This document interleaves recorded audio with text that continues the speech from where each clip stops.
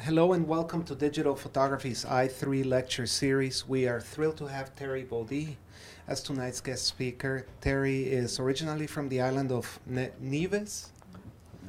I have an illustration for that. In the Caribbean. He received his BFA from NYU in 1989 and currently teaches there, and an MFA from Hunter College in 1997. Recent exhibitions include Creole Factory at the Parc La Villette in Paris and Infinite Island Contemporary Caribbean Art at the Brooklyn Museum. His work has also been exhibited at the Smithsonian, the Studio Museum in Harlem, the Bronx Museum of the Arts, and the Philadelphia Museum of Art. Terry has been an artist in residence at the Studio Museum of Harlem, the Center for Book Arts, and the Mary Sharp Walsh Foundation.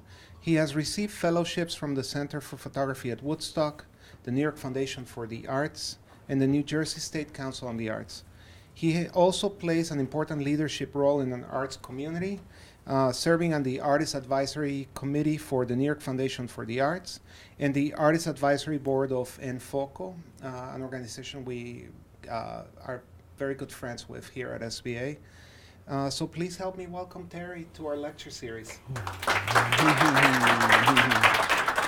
I'd like to maybe just begin by saying that for me, the process of photography is very important because it sort of affords me the opportunity to express myself in ways that sometimes you're not able to vocally. And so for me, it's a very, very important part of my practice. So I just wanted to sort of say that to begin.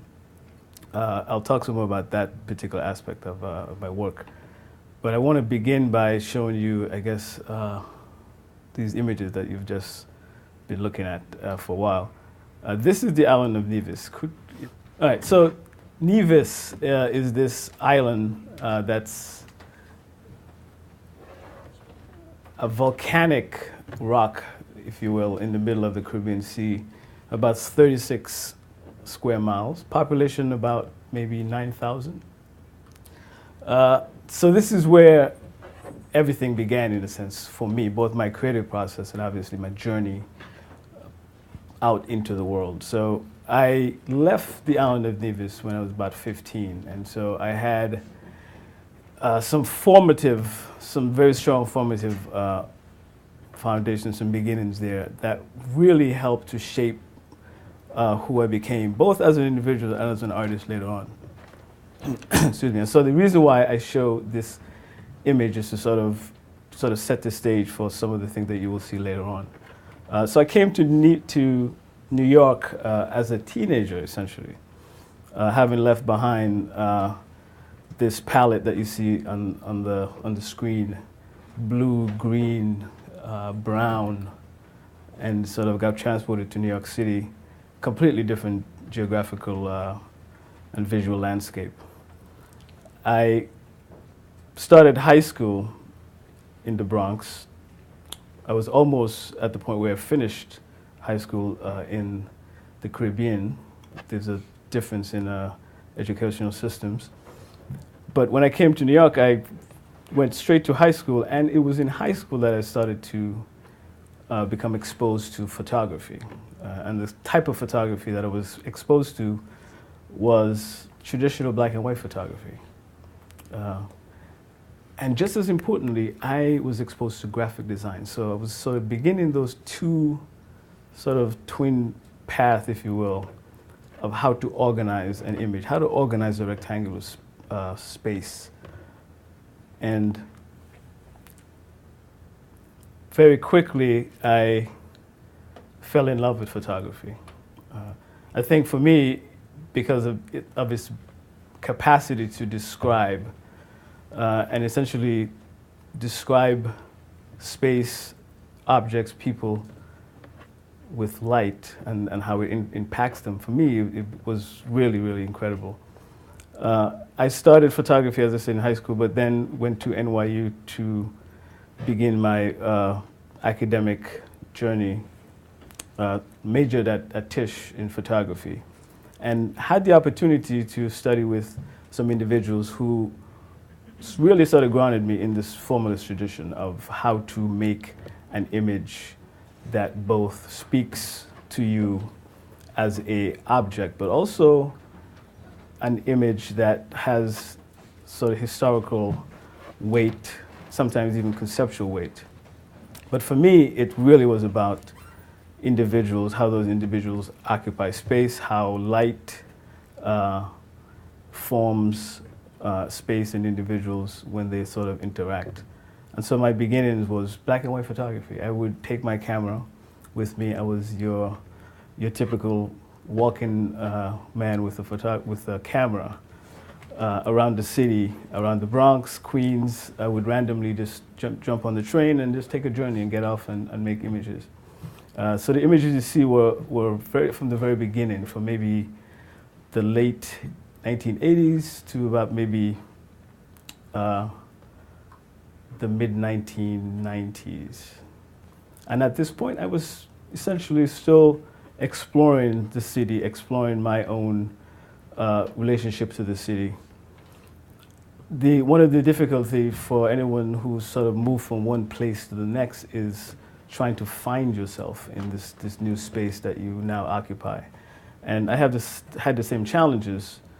It was maybe different than some, but I think it mirrors a lot of other people's journey in the sense that you had to sort of make something new out of what you encounter. And so for me, it was really using photography as a way to connect to the city, to connect to individuals. But the work sort of changed, it shifted and changed at a certain point right before I graduated at NYU. I noticed, and this was essentially something that didn't happen intentionally, but I noticed that there was sometimes like an absence of individuals, at least in a very direct way. Maybe it's their shadow, the sort of trace of an individual who may have just been passing by a particular space that's once again described by light. Or sometimes it's a complete absence of people. And I kind of realized later on that it was sort of my reaction to this idea of absence from my place of being, from my place of origin, if you will. And that work radically changed later on when I went to grad school and became the core of the work that I actually just finished, which I will show you, called The Residue of Memory. One of the last images in this series was this particular image. And that image started to appear in a lot of my subsequent work. And it became almost kind of a representation maybe of myself, but also of other people who are sort of trying to find themselves in the world, if you will, in their wanderings. I started to explore other ways of making images soon after this particular body of work. And one of the forms that it took was exploring capoeira. So for any of you who have ever seen capoeira being played, and essentially that's what it's called, play. It's the interaction of two individuals who are having a conversation with their bodies, and the conversation occurs in a circular space which they navigate both horizontally and vertically. And so it's just a beautiful form. Around the time that I encountered capoeira, I also encountered a different way of making images, quite by accident, I would say. I worked for years at a commercial darkroom, and one day one of my colleagues brought in a bottle of liquid light. How many of you know liquid light, for example, right? So liquid light made its way into the darkroom, and so we started this exploration. It was kind of like a challenge of who could really get the best image rendered with this emulsion that could equal a traditional silver print. So it was 5 of us, maybe the first week. There was 3 of us left exploring this this material. By the 3rd week, it was essentially just myself And I sort of stuck to it, and I really got it to the point where I started to be able to predict all possibilities of what this particular material can do. And I started to make my own photo paper. And so what you see here are images that are essentially made. They're about 22 by 30, and they are coated with multiple layers of photo emulsion, very selectively, and then exposed in the traditional darkroom, and then dried, and then other media starts to interface with it. And it was one way for me to sort of engage more directly with the process of what I was making. So rather than just sort of making an image with the camera and printing it in a darkroom, now I'm essentially engaged in the very, very foundation of how the object gets made, how the photo paper gets created. And capoeira was an important part of that, because capoeira is a very creative art. It's a way for individuals, like I said, to connect, have a conversation with their bodies, with each other, but it's also connected to the continent of Africa. And so I started to research and talk to the capoeiristas and realized that this was a martial art that was essentially the travel across the Atlantic, brought over by enslaved Africans, and then sort of disguised as a martial art by accompanying with music and chants and song.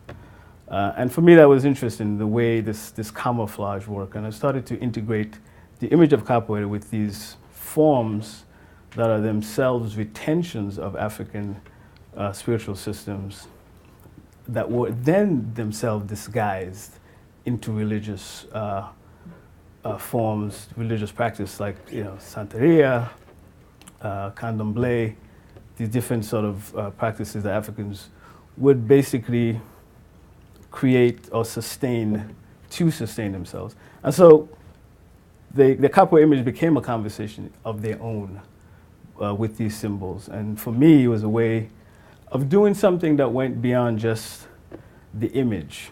I was always taught when I was in school that the single image could sort of contain the idea. And I think it did for a very long time. But then I also realized that there's the potential for the image itself to be augmented by other forms, other content. And so capoeira was the beginning of this way of working for me. And so after the capoeira exploration, I started to basically make different types of image. And it came about in an interesting kind of way. So I came to the United States when I was 15, and I didn't go back again until maybe 16 years after that. And that journey had a very profound impact on me. And I like to tell a story of being in the capital of NEWb, Charleston, and having someone who knew me intimately, sort of called me from across the street and started just telling me details of things we used to do as kids. And I had no idea who he was. Absolutely no idea. And I realized that in the process of becoming an expatriate, like my mother in this picture on the left, there are certain things that I had forgotten. I had sort of almost cleared my memory banks of certain information so that I can then acquire other information. And that realization kind of led me on this journey of making these images that I call the residue of memory, because they're about trying to reclaim to a certain degree, but also confront this memory and history that sort of is in flux. And the photographic process is a huge part of that process, because what the photograph is able to do is freeze a moment in time. And that moment, one returns to over and over again, and then brings something different to that moment each time they return to it. And so this idea of memory becoming sometimes fluid, flexible, maybe even mythology sometimes is what I'm investigating a lot of times. The images themselves, the iconography for the images that I started to make came from different places. This image, for example, is it's about maybe 30 by 72, so it's a fairly large piece, and it's done with the photo emulsion. And what you see on the left is the ruins of a sugar mill that was the engine that drove the sugar plantations in the Caribbean and I believe elsewhere. And it's basically a giant cane juicer. So you would walk the cane stalks up to that opening that you see and push it inside of this machinery that would then extract the sugar, the juice, which runs to a boiling house. And then the process of making sugar started. The image in the middle, excuse me, is a stamp. It was a series of stamps that the British government, at the time, this was basically in the late 1970s, commemorated to sort of celebrate the great achievement of Europeans in the Caribbean. So it's sort of like a glorified history of the Caribbean. And so one of the things I started to do was to make these images that were almost kind of counter-arguments to that narrative. The image on the right is a partial map of the Caribbean, and there's a face sort of looking out from the Caribbean basin. And so this confluence of iconography, source material that I've actually taken myself on my trips back to the Caribbean, started to come together into this language of reclamation, in a sense. And then this is another image. I started to once again acquire different iconography. So my fingerprint from my green card enlarged becomes almost a maze. The writing that you see is a ledger, a plantation ledger from the village where I grew up. And so those names that you see might be, ancestors, but the process of history has sort of, erased that information or that connection. And so this juxtaposition between that ledger, the fingerprint, and then myself as a person about to go out into the world sort of make this conversation. Other images, the iconography grows. I was talking to Jaime earlier today about the school crossing sign, which was very prevalent in the Caribbean. I'm not sure if it's actually there anymore, but it was a very popular Caribbean sign, at least in the Eastern Caribbean where I grew up. And it's sort of an ironic sign, I think, in certain instances, because here are these two happy, sort of almost English-looking kids, like running off happily to school in the image on the right, and then what they're kind of leaving behind are these vestiges of their culture in the form of these African language systems that you see sort of juxtaposed in that yellow space.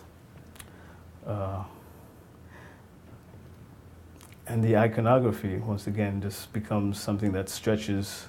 I think everyone have parents or grandparents who tell them what we would call maybe parables, or this is sayings that they tell you. It's almost like planting seed, just there's certain things that my grandmother would tell me when I was young that made no sense until I was maybe 30 or 40. All of a sudden one day it made complete sense when she says, pick sense out of nonsense, And I remember telling my son that about 2 months ago, when there was something that he didn't want to do because it made no sense to him. And when I told him that, he paused and he kind of looked at me, and I think he got it. Is the text in the piece all from your grandmother? Is it all? Yeah, it does this thing that she would say to me and my siblings growing up. Yeah, sort of just planting these seeds that I think we carry with us, sort of into the world. And actually, those two individuals you see are my sisters in their school uniform, just ready to go out to school. And so the image on the right, if you remember that previous image that you saw, so that work started to come in to these images that I'm making. And as I said, it's sort of like this index for almost everyone who sort of wanders the city, like I said, trying to find themselves. The the congregation, if you will, of the processional individual that you see actually are masqueraders. We call them masqueraders in NEWb, and they come out during carnival and other cultural celebration, and they're kind of a synthesis of both Aboriginal, meaning Arawak and Carib, African and European traditions. European in the sense that the musical instrument that they use is a Scottish drum and fife band form. The peacock feathered headdress is something typical to Aboriginal individuals in the Caribbean, and then the masquerade, obviously, West African tradition. And it's an interesting kind of dynamic where these three cultures that find themselves in the same place create something particular that still is something that happens today. I started to experiment with other objects, other forms. What you see here now is an aerial view of a village from West Africa, from Ghana actually, that's sort of mirrored. And this was a particular period of time when I was trying to create this sort of image that requires very, very minimal content. So something very graphic, something that has weight formally. I always want to invite the viewer to participate in the experience that I'm trying to create. And sometimes that experience could be aesthetic, sometimes it could be, or it could begin as an aesthetic experience, but then slowly start to reveal itself as something else. So you see that same form again, but now it's sort of in a different way, right? The individuals that you see are stilt walkers. The form that's in the middle is actually a building that's been transformed into a mountain. The beauty of liquid light is that it allows you to sort of create these forms and create these shapes, because when you put it onto the surface of the paper and you expose it, put it into the chemical, it's not fixed. It's very malleable. It's almost like Photoshop by hand. We talked earlier that you're able to sort of shift and move and very selectively place the image and the emotion in the place that you want. So the process itself is almost painterly. And it's a different way of thinking. And so here I am making these images, and I think for a while, like my colleagues no longer thought I was a photographer.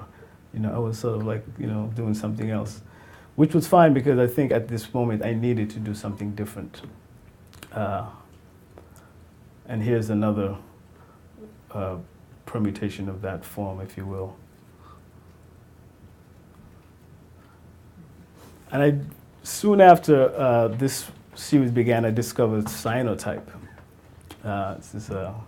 Some of you know cyanotype photographers, historians. 19th century alternative process that essentially created blueprints. And the original form of cyanotype, actually, the original use of it was by scientists, really, botanists, such as Anna Atkins, who used it to sort of, catalog some of the flora and fauna of Britain in the 19th century. But later on, architects started to use it to create duplicates of architectural drawings. So when I think of cyanotype, it's more than just a blue hue. It has all of these references to systems, to ways of thinking, ways of organizing. This is another image that uses that blue hue. Another image using another aerial view. I'll show you some cyanotype later on that kind of really stretches the meaning of what that word means.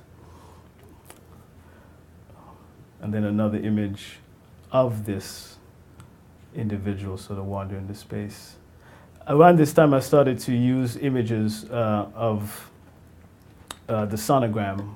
At the time my son was born, or before he was born, I sort of acquired this sonogram and started to integrate it into the work, using the sonogram to signify this idea of almost before life, or almost signaling another journey into a different place.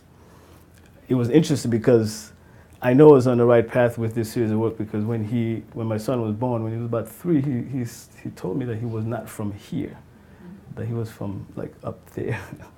and that kind of set the stage for me to do a different kind of work, and which I will show you some of.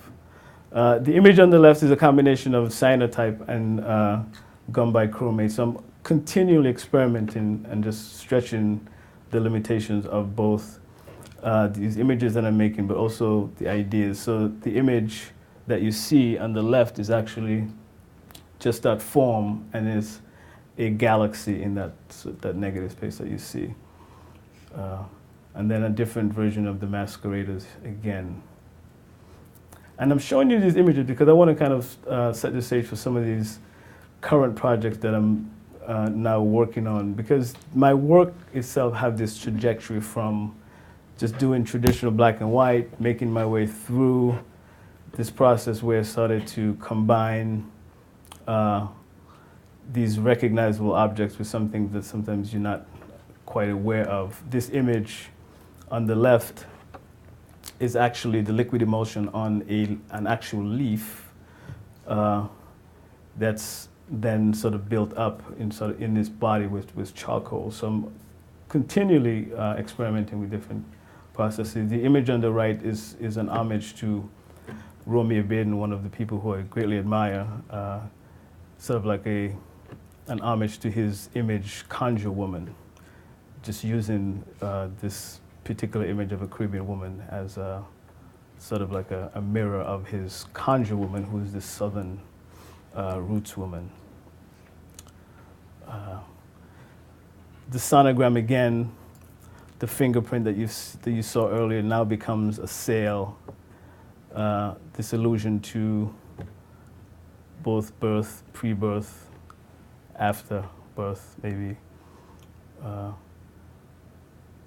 And then this image, one of the last of the series, is an image of another aerial view mirrored with a housing project on 135th Street in Harlem called Village Project.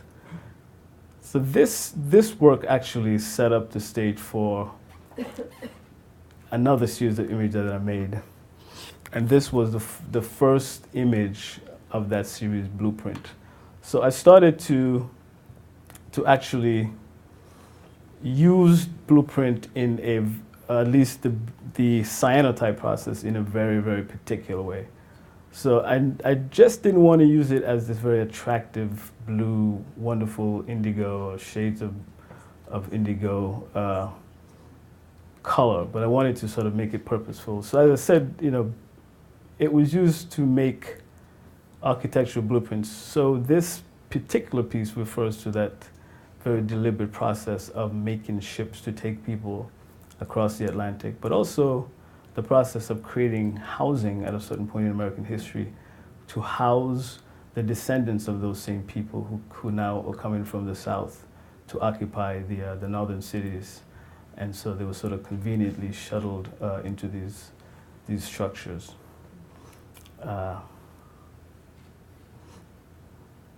And I call this my irreverent American flag. The whips, the bull whips you see are actually made out of cayenne pepper and salt. Cayenne pepper and salt are one of the things that we use, or two of the things that we used in the plantations. After they whipped the slaves, they would rub cayenne pepper and salt into the wound to sort of intensify it. So I said I needed to make a counter narrative to the American flag in this case. And sometimes as an immigrant, you do feel as if you're a resident alien, right? And I think, so to a certain degree, a lot of these people who first crossed the Atlantic were themselves obviously resident aliens. So this is all part of that blueprint process. The barcode that we scan every time we go to a grocery store now gets superimposed with the slave ship icon, products, both. The plantation ledger with the stock page of the New York Times.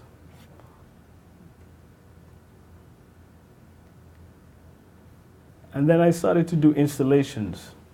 And one of the first installations that I did was actually a result actually of nostalgia. So in the Caribbean, during Easter, we would fly kites. Kites was predominant. You go to the Caribbean, any island, any nation during the Easter season, and you see kites dotting the sky. And so I started to think about, like, how can I use this kite form, this kite object to sort of symbolize something else. And I was sort of wrestling with the idea for a while, and then I actually witnessed a ceremony that I started to visit for about maybe 7 years. Every Juneteenth, I would go to Coney Island and participate in the Tribute to the Ancestors ceremony, where people would come and they would play tribute to those people who basically perished in the Atlantic.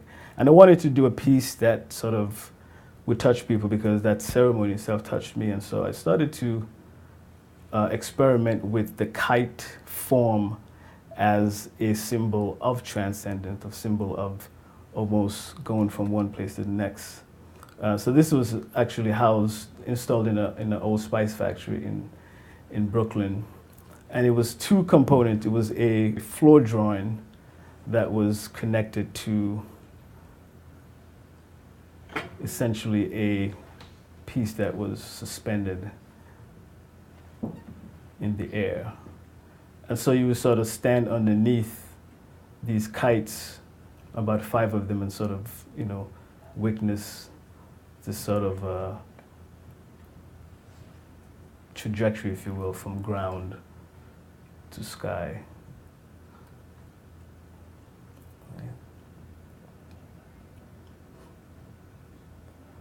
And every piece that I do sort of adapts itself to each context that it's in. So this kite installation took another form when I had the opportunity to install it at the Hudson Valley Community College. And so this is the form that it took. And if you remembered from the capoeira image, that sort of egg-shaped form, and these kites that are basically miniature, sort of flying towards this object that itself symbolized the space between life and death, the space between here and there. So all that to sort of set the stage for what I'm doing now. So I'm working on, at the moment, maybe 3 different bodies of work, ciphers being one of them. Ciphers, which started out as a sort of experiment with trying to move beyond just having these images that were just this accumulation of different iconography that sort of created meaning, to a single form. It came from my being exposed to these different African language systems that you saw in the earlier piece, School Days. And from that evolved these images where I started to use hair.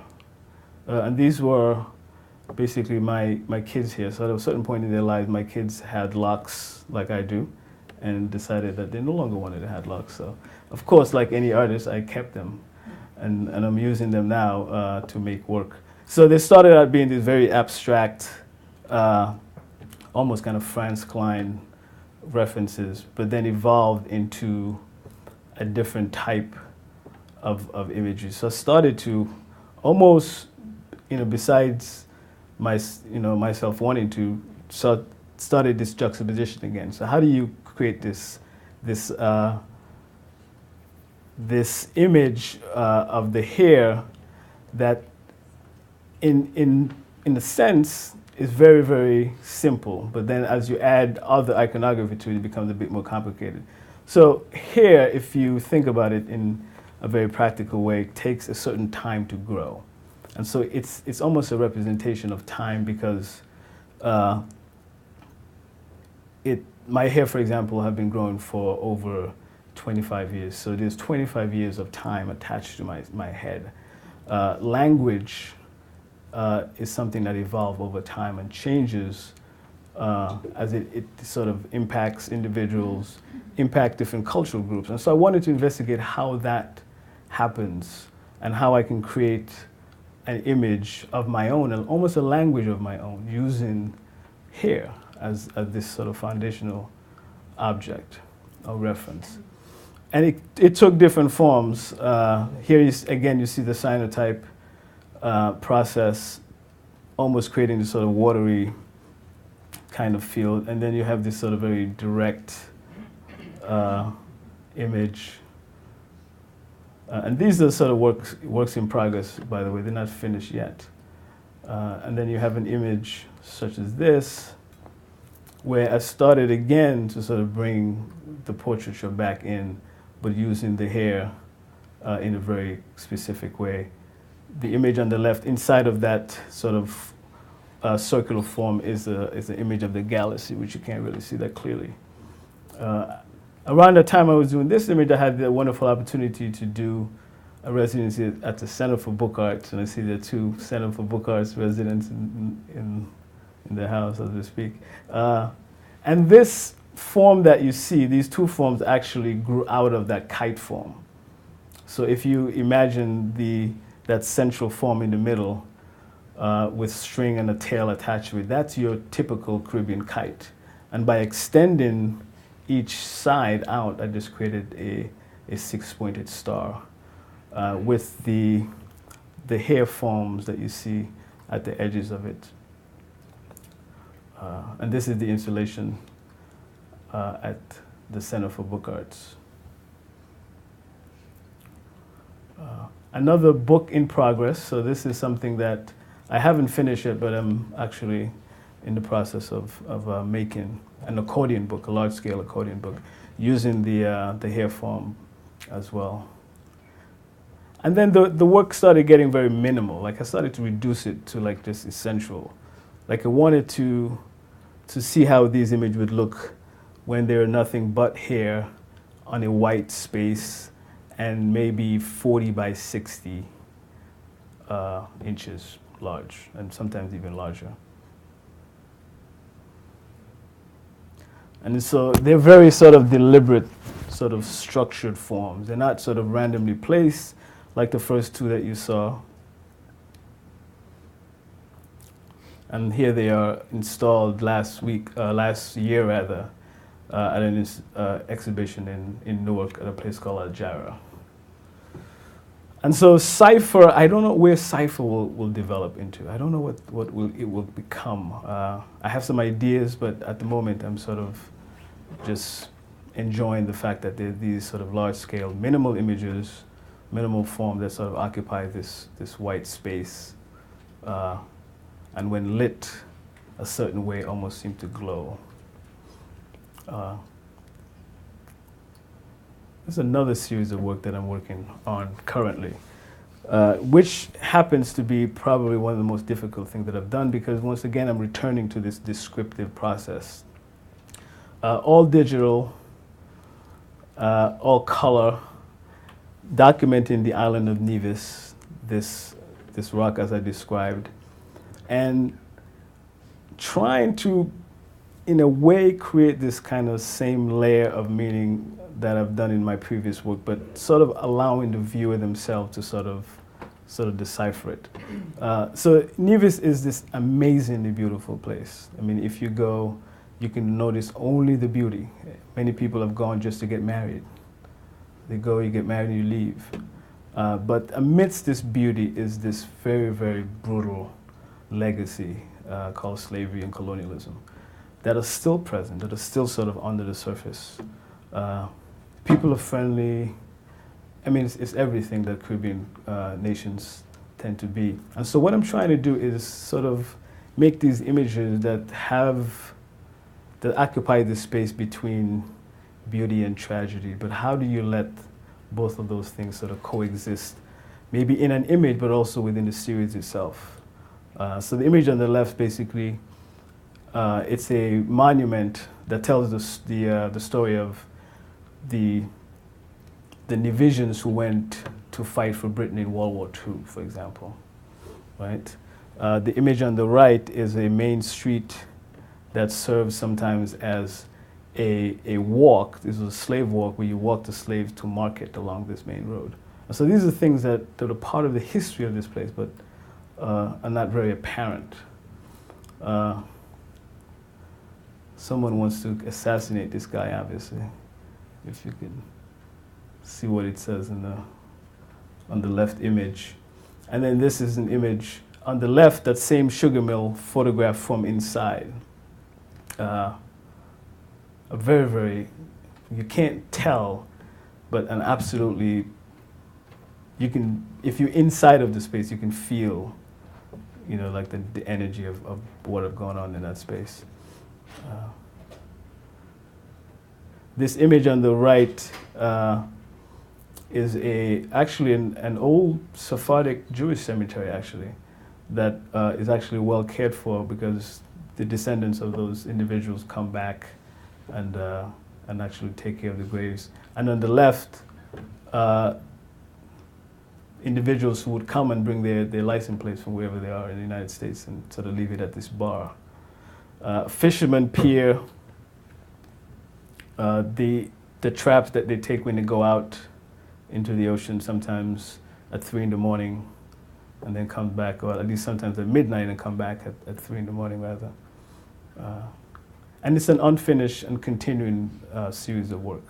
And I've, like I said, really trying to come to terms with exactly, you know, how do I depict this very, very difficult subject? And how do the image, you know, sort of transcend this beauty that you cannot avoid and tell this other story? And I have only straight photography to do it with, because there's no manipulation. And probably right now my most enjoyable series of images are some images that I'm making of this individual who is the last surviving person, or at least the last person who chose to make charcoal the old way by stacking wood, covering it with vegetation, covering it with earth, and lighting it, waiting an hour to see it burn on one end. You watch the other end of the mound. Once you see smoke appear at the other end, you know that it's burning all the way through, and so you cover the whole thing. You watch it for another hour to make sure that it's still lit. Keep watching. You keep feeding the mound with more vegetation, more earth to slow down the burning process, because if you let it burn too quickly, it turns to ash. If you regulate the burning process, you get charcoal. Through a maybe 4 or 5 hour process of photographing him and talking to him, I found out that he was actually taught how to do this by my grandfather. And so I have this connection to this individual that it's one of celebration, but one of almost cautionary tale, if you will. It's not an issue on the island of Nevis, because he's the only person cutting down trees.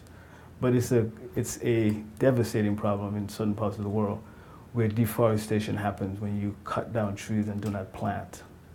So I'm caught in between celebrating what he's doing, but also mindful of the fact that this is something that do have the potential to sort of destroy the environment, or impact the environment in a very negative way. So this is the mound. Once it's covered and it's burning, it burns for 3 weeks. You uncover it, you get charcoal. You do it wrong, you get ash. Out of this will come another series that I would actually called Coleman, and it would be an homage to my grandfather. And this is the first image out of that series. It's a machete, one of the tools of the Coleman trade. It's a mango leaf roll-up print, and then the machete is finished with charcoal from that same site. So I'm going to be using the charcoal along with other processes to create this series of images about this individual. So hopefully that comes soon. Right, and that's the end. Your work related to how to make charcoal, has it affected the continuation of it, where you come from? And two, will you still classify yourself as a photographer or an illustrator?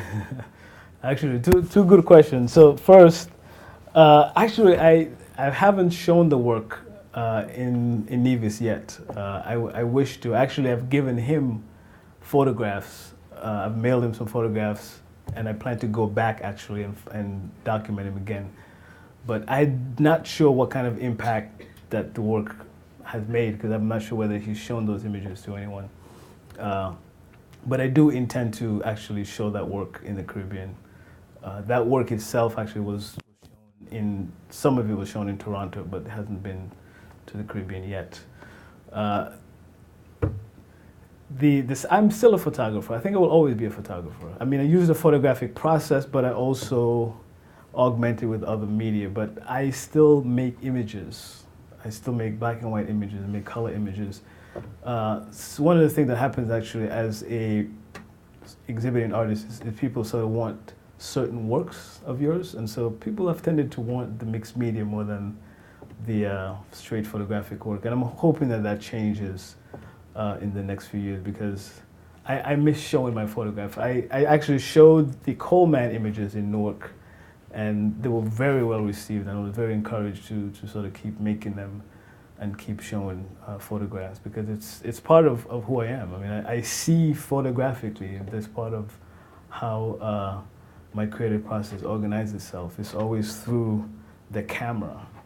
I think my approach to the way the images themselves occupy space, as I said earlier, is because of my training as a graphic artist and my early training as a black and white photographer, studying with individuals who essentially were of the school of Cartier-Bresson and Walker Evans, and those guys who themselves were very, very formalist in terms of how they compose an image. And so I come out of that tradition, and that work comes out in my work, whether it's black and white or color. But I am a photographer.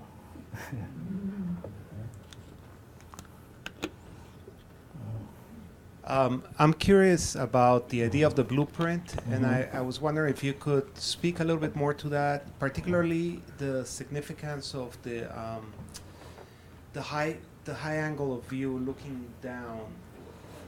Tell us more about that process. Yeah, so the blueprint, I mean, I love the color blue. The blueprint itself is just, for me, it's just an amazing color.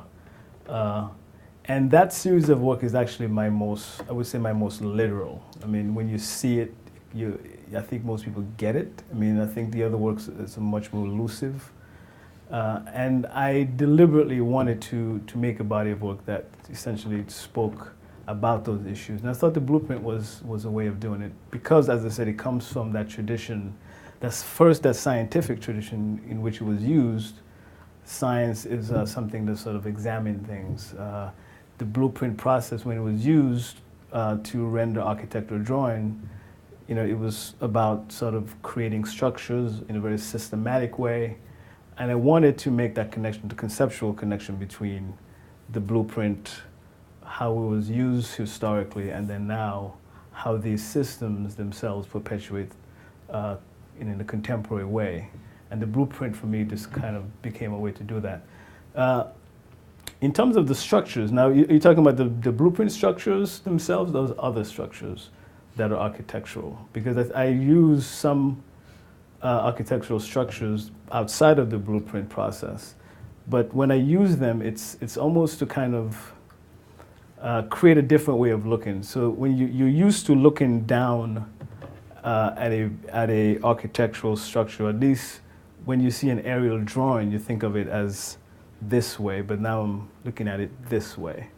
And so it's this double perspective in this flat two-dimensional image that's very deliberate. And I was talking to you earlier, and I think I was saying that I wonder if part of that comes out of the fact that, like, when I work on the floor. And I tend to essentially lay my work on the floor and sort of walk around them. So I'm always looking down at the work the same way you would, almost as if you were sort of elevated, looking down. So it's an interesting way of thinking about how images organize themselves, but how they create themselves also from the perspective of the artist at the moment of interrogation and conception. I'm Aaron. Thank you very much to present your work here. I really love it. Thank you. And I was majoring in printmaking major, so I kind of understand your work and you create the things together. Yes. I sort of got a similar background as you. I was a graphic designer and I was a painter, and I really enjoy to do some creative work. So I got a question. I always lost myself in experimenting the different things. So I'm wondering, have you ever lost yourself in the process of experimenting the different types of subjects together? You know, it actually is a good question, because the process is very seductive. I mean, when you're making these images, you can sometimes detour and make an image that's just about how the material is reacting to a surface. Like the blueprint that you saw, it was a blue image of a gentleman who seemed like he had his back turned to you, to the audience, and he was sort of looking out into the distance. That image was on vellum. And when I put it into the water, the cyanotype started to slip off the surface, and I pulled it out, and that's why I got the sort of watery, almost ethereal kind of effect. And that's what happens to the process. When you experiment, when you try the different materials and different surfaces, you do get seduced by the process, but you have to keep reminding yourself that there is something that you're trying to communicate. I had the great fortune of studying with Roy de Carava at Hunter College. And one of the things he always reminded me is not to get seduced by the process itself. Like, the process has to be a vehicle to investigate ideas. And that's why I'm very particular about communicating that this investigation of history and memory through these processes is supposed to be almost this sort of twinning, if you will. They're sort of looking at each other, over time. When I think of the cyanotype process, I mean, inevitably, I knew it was invented at a particular time in history. And so when I look at that particular time in history, I ask myself, well, so what were people of African descent doing in that time in history, right? When this process was created, what was happening in the world at that time? And so that process is always connected to this context of history. And for me, it's this constant reminder that keeps me grounded. And even though I get seduced by the process, I always sort of bring it back. And I think being seduced by the process isn't in itself a bad thing if you are exploring and if you are sort of learning something from those mistakes that you make, which really are opportunities to do things differently. But once again, just continually remind yourself that there's something more than the process that's involved with your engagement of what you're doing. Thank you so much for sharing your work with us. I was really impressed, but even more so I was impressed by that transformation we could witness in your work. It was, you started at point A and you ended at point B, and was like a constant transformation. And my question to you is, what was the guidance and what was the inspiration that led you through that amazing journey? Yeah, I think it was, I hinted at it a bit. I mean, I guess I can talk about it a bit more, but it was that moment when I went back to the Caribbean for the first time after being here for 16 years. And realized that the single image, the single black and white image was incapable of translating that experience that I had, standing in the Capitol and having someone who I have known all my life speak to me and have no idea who the person was. So once I realized I need a different language for talking about that process of memory loss, if you will. So once I realized that the straight black and white image could not translate or transfer that experience, essentially I said about the process of acquiring these iconography that will then together start to create this narrative about memory and history, and how both those things come together to sort of, in a way, create new realities, but also new possibilities as well. So it was that moment, the moment of realizing that I could not communicate that particular experience with a black and white image. I want to know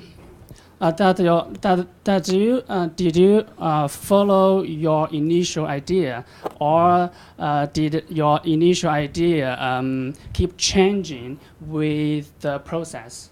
And another question is very important to me. I want to know if the vision comes first or the idea comes first, or how do you deal with it? Because sometimes I look at some type of visual in my mind. It's very blurry in my mind. I can't visualize it, but I know what I want to express. But when I'm doing it, the result is come out, well, it's not what I want to say in the initial. And then, but I sort of like this kind of image. So, so I'm just force an idea on this image. And I don't know if it's right or not. Yeah. Yeah. Well, it's an interesting question, and I think most people who engage with the creative process at some point find themselves challenged by that. I think they both coexist, process and vision. Like, for me, I've gotten some of my best ideas just by working through, what I thought was a great idea, but then other things happen, other possibilities, other sort of detours that lead me somewhere else. So the only thing I can say is you have to keep engaging with the work. You have to keep making images, letting the work sort of speak to you and with each other. That's one of the reasons why I kind of lay my images on the floor, and I'm doing this constant motion where I'm wandering amongst them and letting them sort of communicate ideas, with me and to me. And then the broader investigation of the processes themselves add to that. So I don't think you necessarily, at least I don't get this sort of spark of imagination where I begin and work and then I finish it. For me, it's always the process. There are times when I would work on an image for 5 years. Sometimes it's 5 weeks. So the process is a continual, it's a continual one. You've come a long way from your early beginnings as a photographer, involved into a very powerful graphic designer. So you've merged two different mediums. I was just wondering, the piece of the leaf, there was an image with a leaf with a man's face on it, which you used liquid light, and the background image is a drawing. Yeah. Have you had that published, like where it's illustrations or commercial use? And I don't mean to be insulting, but I think any photographer would give his eye teeth to be as talented. Can you repeat the question for the people in the back? I think you. Has your work been published commercially? So those types of works. Okay, so the more graphic works. The more graphic works. So I think the question is, are the more graphic works being published in a commercial context? Is that the question? And particularly, he's asking about the piece Jumbie, which was an image on leaf where the body was made out of charcoal. I haven't published it commercially. and I'm not really necessarily opposed to the work being seen in other spaces or other ways. Like, for example, Blueprint have, graced the cover of a textbook about the how France colonized the French-speaking African places. So yeah, people have approached me and actually, asked for the work to be seen in a different context. Sometimes I make that decision accordingly. I mean, someone had wanted to put Blueprint on T-shirts, right? So I'm not sure if I want to do that, but it's. But I understand. I totally understand the question. I think it's you have to. I sort of make those decisions based on sometimes the audience, but also how that work itself can fully impact an individual. It's a very powerful image. Yeah, thank you. And so for me, it's really not just about the commercial venture, but how the work itself touches the lives of people, which for me is far more important, I think.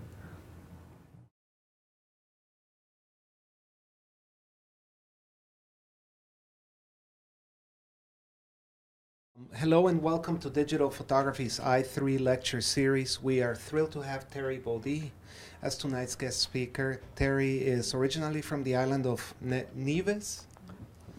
I have an illustration for that. In the Caribbean. He received his BFA from NYU in 1989 and currently teaches there, and an MFA from Hunter College in 1997.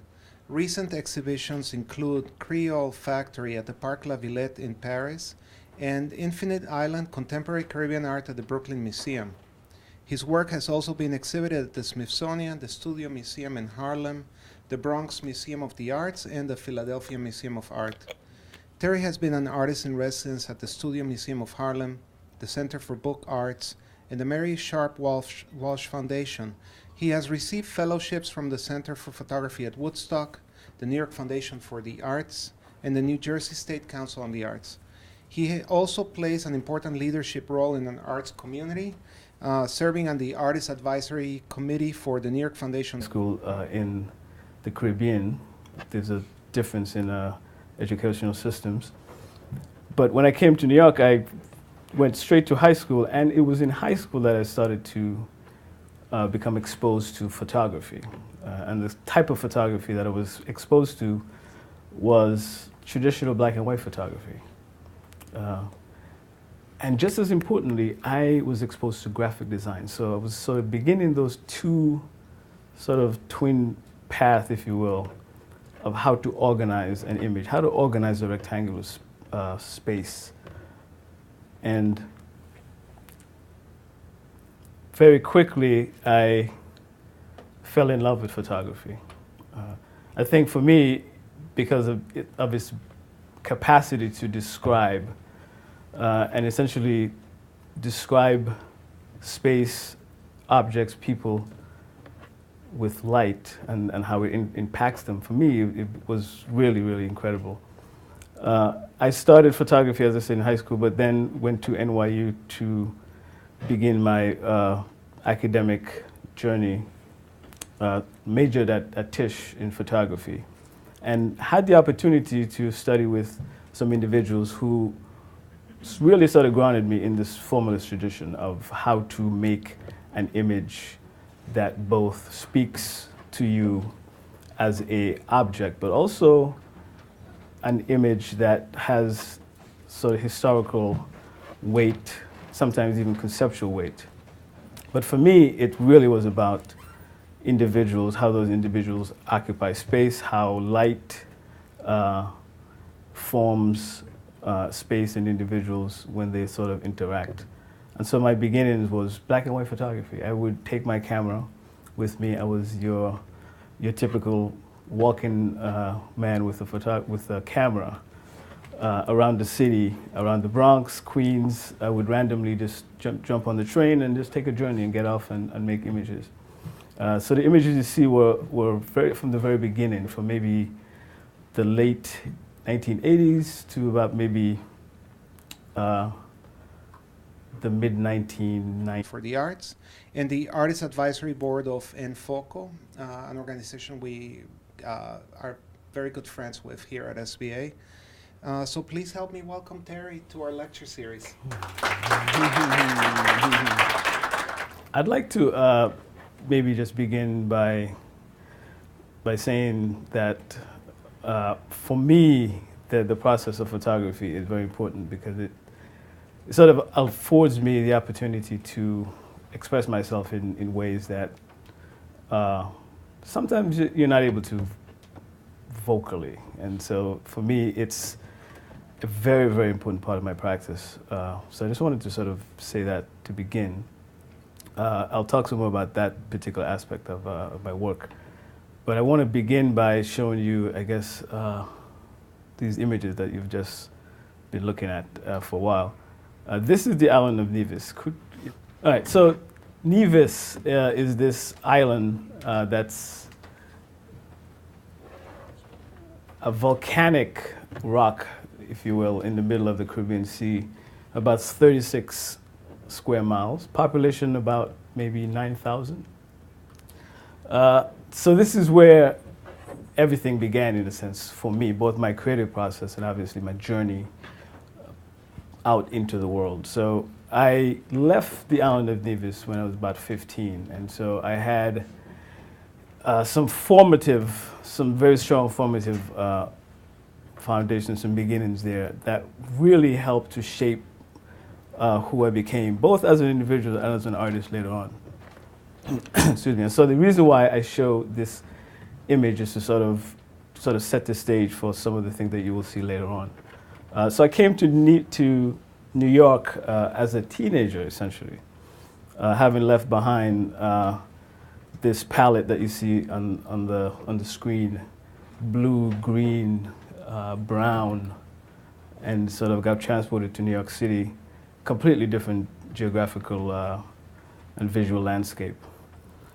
I started high school in the Bronx. I was almost at the point where I finished